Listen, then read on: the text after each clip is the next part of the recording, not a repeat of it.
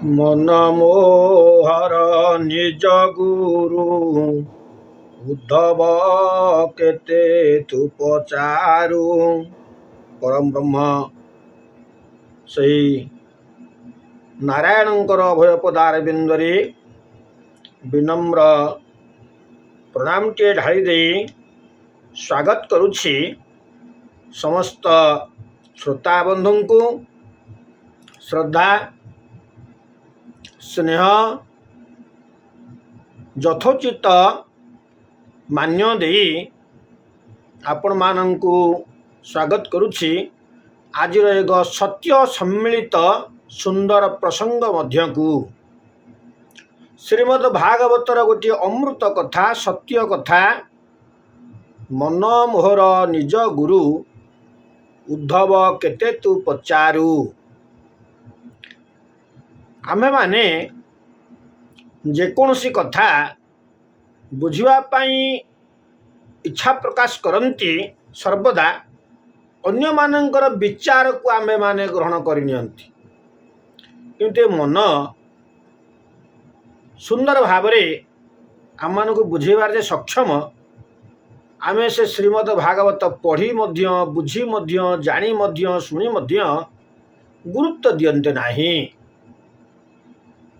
ଉଦ୍ଧବର ପ୍ରଶ୍ନର ଉତ୍ତରରେ ସେଦିନ ଥିଲା ଭଗବାନ କୃଷ୍ଣଙ୍କର ଏ ପରାମର୍ଶ।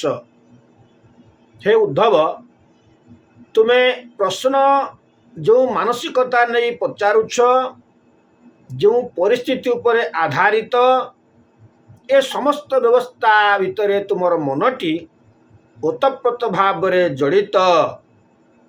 ତେଣୁ ଏ ପ୍ରଶ୍ନର ଉତ୍ତର ଯଦି ନିଜ ମନକୁ ନିଶ୍ଚଳ ଭାବରେ ପଚାରନ୍ତ, ତେବେ ତୁମେ ସୁନ୍ଦର ଉତ୍ତରଟିଏ ପାଇପାରନ୍ତ, ଯାହା ତୁମ ପାଇଁ ପ୍ରଯୁଜ୍ୟ। କିନ୍ତୁ ପ୍ରଶ୍ନ ଶୁଣୁଥିବା ବ୍ୟକ୍ତି, ଉତ୍ତର ଦେଉଥିବା ବ୍ୟକ୍ତି, ସେ ପ୍ରକାର ମାନସିକତା ଭିତରେ ସେ ନଥାଏ। ତେଣୁ ତାର ଉତ୍ତର ଯେ ତୁମ ପାଇଁ ଯଥେଷ୍ଟ, ତାହା ମଧ୍ୟ ତୁମର ଏକ ଭ୍ରାନ୍ତ ଧାରଣା।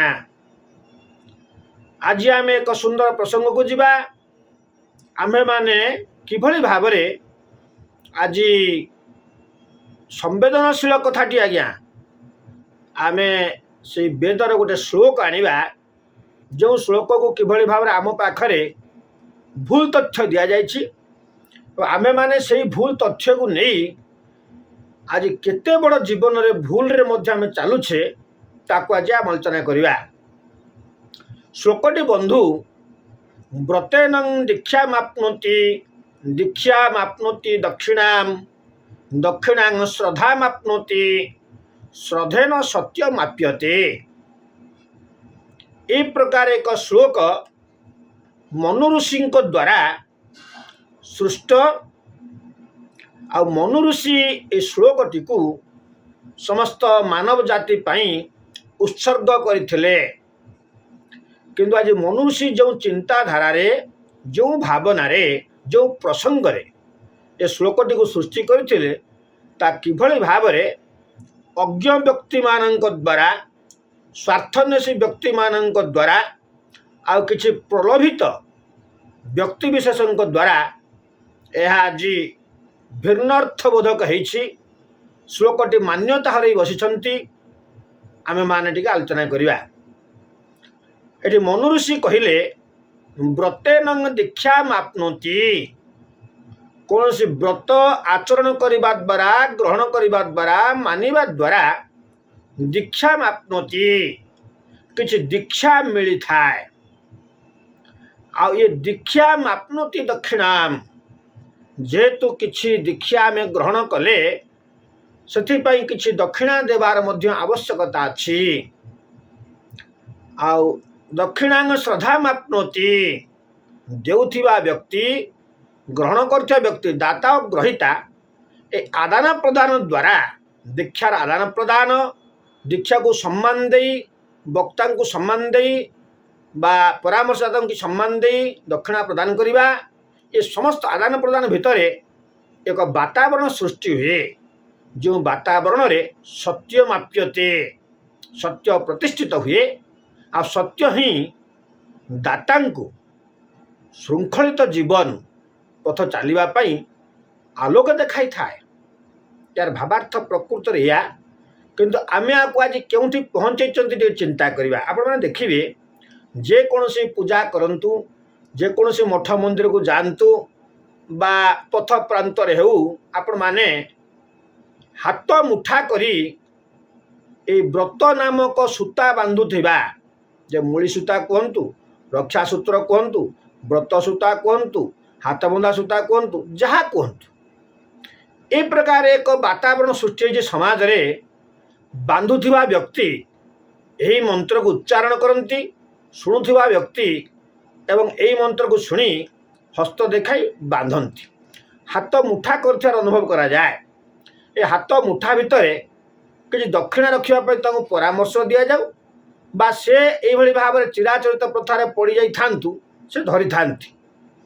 आ केही जदि दक्षिणा न थाए तेबे फूलटिए बा अरुआ चाउलटिए हाथ धरिबार मध्य आमे अनुभव करती। किंतु ये श्लोक एथिपाई आज्ञा नुहे, यह आम मानकर गोटे अज्ञता, आम मानकर एक अजଣା चिंताधारा।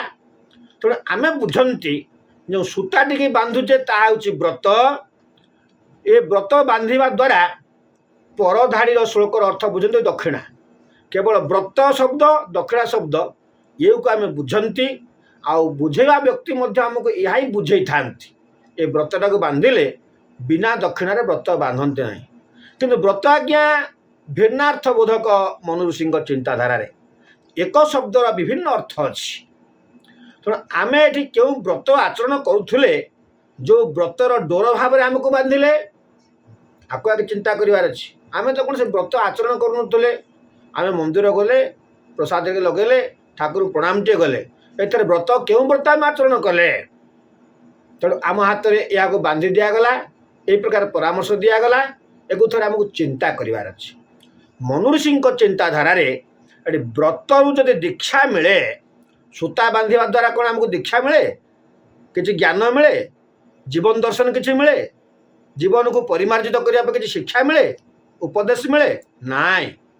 तेणु यह एठी आदौ प्रযোज्य नुहे। तेणु यहाँ किपरि भाव प्रযোज्य, आपण माने शिक्षा दीक्षा एक जुग्म शब्द। शिक्षा आमर मूर्खता को दूर करे, किंतु दीक्षा आमको उत्तम मानव भाव रे समाज रे प्रतिष्ठित करने किसी परामर्श दियंती, किसी उपदेश दियंती। जीवन यात्रा चलापथ किभली कुसुमित हब मार्ग प्रदर्शिका आमको दिया जाए। कथा माध्यम रे, उपदेश माध्यम रे, वाणी माध्यम रे ताहा कहीं कहा जाए दीक्षा।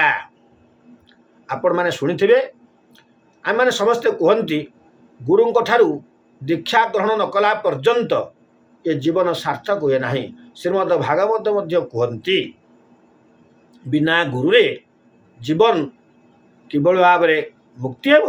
तेणु गुरु आवश्यकता अच्छे। तेणु एठी गुरुंक गति गले, गुरु पाखक गले गुरु आमको दीक्षा दियंती।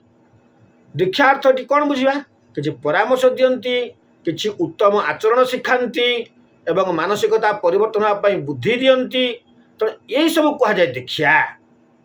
एठी दीक्षा मिले क्यों ना व्रत आचरण कले। क्यों व्रत, किसी परामर्श ग्रहण कर व्यवस्था। आज आम प्रत्येक वैदिक कर्म जो करुचे, से वैदिक कर्म गुड़ी को आम मैंने व्रत बोली कही था। से दुर्गा व्रत, गणेश व्रत, जन्माष्टमी व्रत, राम जन्म व्रत, नृसिंह व्रत सबकि। तेणु ये व्रत माध्यम अर्थ होची ये व्रत पालन करने द्वारा आमर किभली भाव में जीवन परिमार्जित हम। से व्रतर कथोपकथन भितर, से व्रतर वाणी भितर, गीतिका भितर, कथा भितर, प्रसंग भितर बहु शिक्षा लुचि जाए, जहाँ को आमे माने केबे जानिया पे प्रचेष्टा करती नहीं। आउ व्रत जो माने आमको करांती सी भी आमको केबे से विषय परामर्श दियंती नहीं। जदि भी तांकर इच्छा थाए दवापाई, हुए तो आम मानकर ग्रहण करने इच्छा शक्ति नहीं, समय नहीं। आम व्यस्त बहुल भाव में उत्सव मुखरित भाव में यह पालन करदे आमर कर्तव्य सरीगला बोली आम अनुभव करती। किंतु एभली जीवनर प्रत्येक व्रतर मूल्य आदौ प्रभाव पड़े ना, यार कौन मूल्य ना। एभली व्रत आचरण न करवा मध्य आवश्यक। तेणु जेकोसी व्रत करुछ से व्रत संबंधी तथ्य, तत्व, शिक्षा, संस्कार, ज्ञान କ'ଣ ଅଛି। आपको आम जानवर आवश्यकता अच्छी, बुझार आवश्यकता अच्छी। जानिले बुझिले जीवन पर प्रभाव पड़े। आ व्रतर शिक्षा जे जीवन पर प्रभाव न पकेला, आम जदि व्रत द्वारा प्रभावित नहेले तेज से व्रतर मूल्य आज्ञा किसी ना। से भाई ए सावित्री व्रत को नहीं बहुत कथा लुचि जाइए। सावित्री व्रत केबे आरंभ होइतिला, यह सावित्री ठार आरंभ होला ना या पूर्वर थिला, आम या निश्चित आलोचना करवा।